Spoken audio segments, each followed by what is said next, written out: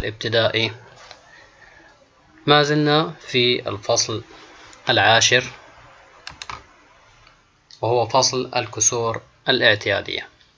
اليوم بإذن الله وتوفيقه سوف نتعرف على درس جديد بعنوان مقارنة الكسور وترتيبها. فكرة الدرس هي أن أقارن بين الكسور الاعتيادية وأرتبها. لدينا مثال في فقرة استعد. اشترت ابتسام 4 قطع مختلفة من القماش لتستعملها في حصص التربية الفنية، ويوضح الجدول المجاور أطوال تلك القطع أيهما أطول، قطعة القماش الحمراء أم الصفراء. طبعا من خلال الجدول بالناظر أمامنا هنا جاب لنا الحمراء طولها بالمتر 5/8 من المتر، الصفراء 3/8، الخضراء 1/2، الزرقاء 1/4. هنا الهدف من هذا السؤال المقارنة بين الأطوال. ما معنى كلمة مقارنة؟ المقارنة هي أن تعرف وين القطعة اللي هي أطول أو أقصر من القطعة الأخرى. للمقارنة بين الكسور يمكنك استعمال إما النماذج أو خط الأعداد أو الكسور المتكافئة، يعني لدينا أكثر من طريقة. وأقصد بالنماذج هو استعمال الرسوم الهندسية مثل المستطيلات أو الدوائر وغيرها. خط الأعداد تناولناه بالدرس قبل السابق، قلنا هو عبارة عن خط مستقيم توضع عليه الأعداد بطريقة منتظمة. الكسور المتكافئة وكان هذا حق الدرس السابق، وتعرفنا كيف نحصل على عدة كسور مكافئة لكسر واحد. مثالان من واقع الحياة. بالنسبة للسؤال الوارد في فقرة استعد، أيهما أطول، قطعة القماش الحمراء أم الصفراء؟ طبعا لدينا كانت الحمراء ب5/8 والصفراء 3/8. حنبدأ بأول طريقة من طرق المقارنة وهي استخدام النماذج. النماذج هي عبارة عن مستطيلين متساويا المساحة. طبعا هذا بيمثل 5/8، قسمنا إلى 8 أجزاء متطابقة، ظللنا منها 5 أجزاء وهي التي تمثل عدد حق البسط. نفس المستطيل بنفس المساحة سوينا قسمناه إلى 8 أجزاء برضو عشان المقام، هنا 8، ظللنا منهم 3 أجزاء وهي ما تعبر عن البسط. طبعا من خلال الرسم واضح أن الكسر 5/8 أكبر من 3/8. إذن يتضح من النماذج أن 5/8 أكبر من. وللتمييز بين أكبر من أو أصغر من، أكبر من تتجه دائما جهة اليمين، أما أصغر من تكون دائما مفتوحة جهة اليسار. إذن قطعة القماش الحمراء أطول من القطعة الصفراء. سؤال على نفس فقرة استعد، أيهما أطول، القطعة الزرقاء أم القطعة الخضراء؟ وهنا حنستخدم الطريقة الثانية من طرق المقارنة بين الكسور وهي طريقة خط الأعداد. طيب، طريقة خط الأعداد كيف بستعملها؟ أنا بسوي خطين، هذا الخط الأول وهذا الخط الثاني.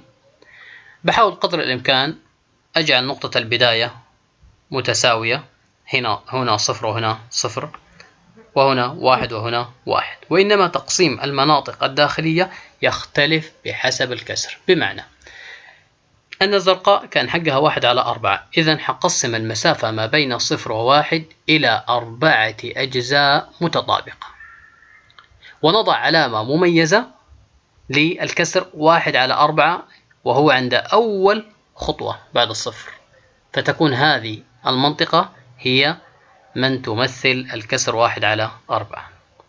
طيب، بالنسبة للخضراء 1/2، حقسم المسافة بين الصفر والواحد إلى جزئين فقط متطابقين، لأن المقام هنا يساوي 2. طيب يصير 1/2 في المنتصف. بالمقارنة ما بين المسافة التي قطعتها لتصل إلى 1/4 والمسافة التي قطعتها من الصفر لتصل إلى 1/2، تجد أن المسافة حق 1/2 أكبر على خط الأعداد من المسافة بين الصفر و1/4، فيتضح أن 1/2 أكبر من 1/4. إذن قطعة القماش الخضراء أطول من القطعة الزرقاء.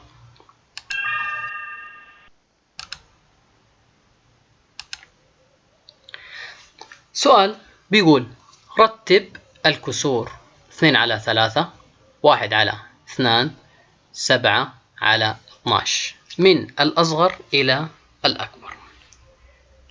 سوف نتعرض لإجابة هذا السؤال بطريقتين. الطريقة الأولى هي طريقة خط الأعداد اللي شرحناها الحين، والطريقة الثانية هي طريقة الكسور المتكافئة، والكسور المتكافئة بنفس الطريقة اللي مرينا عليها بالدرس السابق.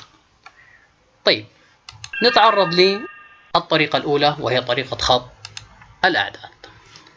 بنفس الطريقة اللي شرحناها الحين بنسوي 3 خطوط أعداد بحيث تكون نقطة البداية متساوية تقريبا 0، ونقطة النهاية 1 متساوية تقريبا 1.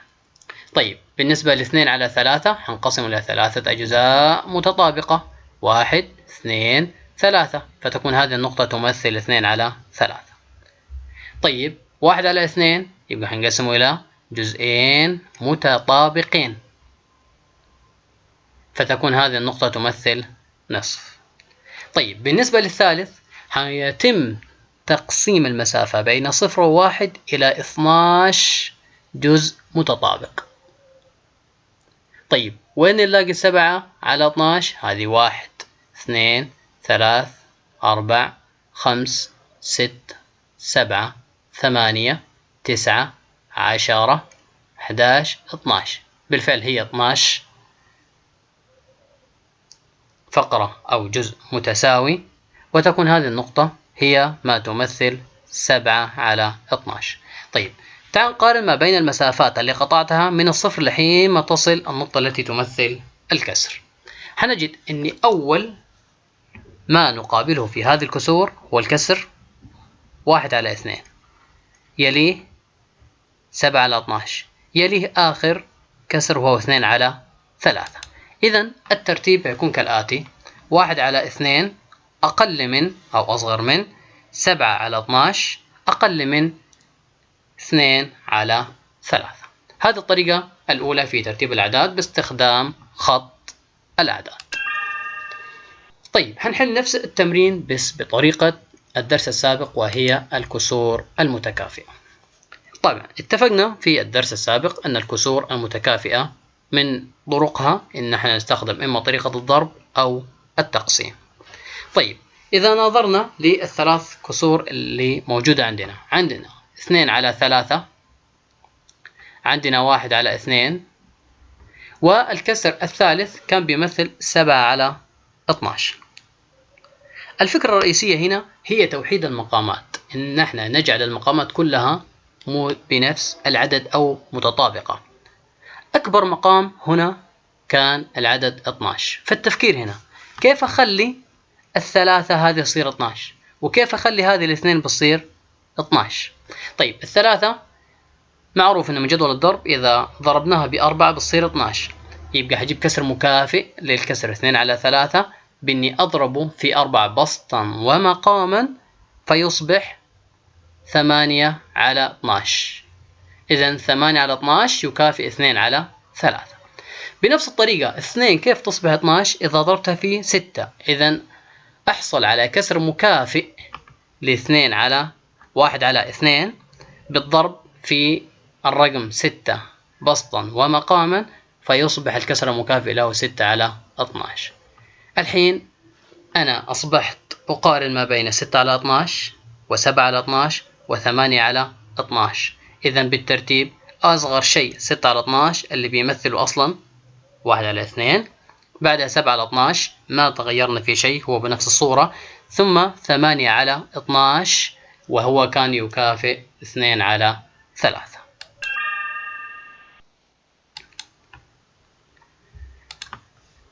تأكد. قارن بين الكسور مستعملا العلامات الثلاث: أصغر من، أو أكبر من، أو يساوي.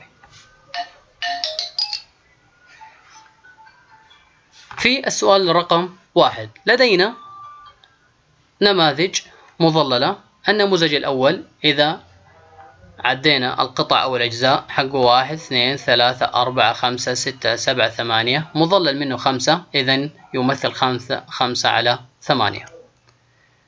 النموذج الثاني يمثل 1 على 8. إذن الجزء المظلل في الشكل الأول هو 5 على 8. الجزء المظلل في الشكل الثاني هو 1 على 8. طبعا المقارنة واضحة جدا إن 5 على 8 أكبر من 1 على 8. بالمثل أعطانا خط أعداد جاهز للمقارنة ما بين 1 على 4 و1 على 6. من الواضح من خط الأعداد أن 1 على 4 تلي 1 على 6، تلي بمعنى بعد جهة اليمين، فيصبح 1 على 4 أكبر من 1 على 6. طيب هنا للمقارنة ما بين 3 على 4 و1 على 2. كيف أقارن ما بينهم هنا؟ المقامات هنا مختلفة. حنستخدم طريقة الكسور المتكافئة، بمعنى أسأل نفسي كيف ممكن المقام الأصغر هذا يصبح مثل الأكبر؟ يعني الاثنين كيف تصير 4؟ الاثنين بتصير 4 إذا ضربناها باثنين، فحجيب كسر مكافئ لهذا الكسر بالضرب في 2، سيصبح كم؟ 1 ضرب 2 تصبح 2، و2 ضرب 2 بتصير 2 على 4. إذا 2 على 4 يمثل 1 على 2. إذا الحين أنا قارنت ما بين 3 على 4 و2 على 4، يصير إن 3 على 4 أكبر من 1 على 2 اللي بيكافئ 2 على 4.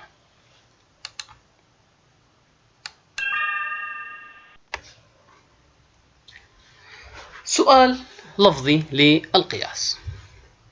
يذاكر عبد الله دروسه لمدة 3 على 12 من الساعة، وتذاكر أخته هند لمدة 1 على 2 أو نصف ساعة، أيهما يقضي وقتا أطول في المذاكرة؟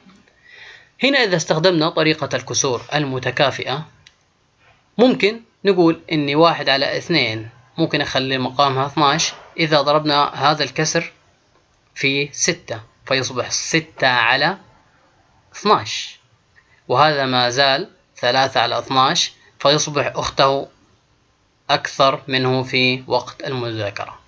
أو ممكن الحصول على كسر مكافئ من هذا الكسر بالتقسيم على 3. 3 قسمة 3 بتصير 1، 12 قسمة 3 بتصير 4، إذا صارت ربع ساعة. طبعا من المفترض أن احنا عندنا معلومة ثابتة أن النصف أكبر من الربع، إذا النتيجة أن أخته تذاكر أكثر منه، لأن 3 على 12 تكافئ 1 على 4 أو ربع ساعة، أي ربع ساعة وأخته تذاكر النصف ساعة، إذا أخته تقضي وقتا أطول في المذاكرة. اشرح كيف تقارن بين الكسرين 7 على 12 و 2 على 6. طبعا للمقارنة الشرط الأساسي أو الرئيسي إن بنحاول قدر الإمكان نخلي المقامات متساوية. السؤال: هل المقام 6 يمكن له أن يصبح 12؟ بالفعل إذا تم ضربه في الرقم 2، إذا نحصل على كسر مكافئ لهذا الكسر بالضرب في 2، بيصير 2 ضرب 2 يساوي 4، 6 ضرب 2 بيساوي 12.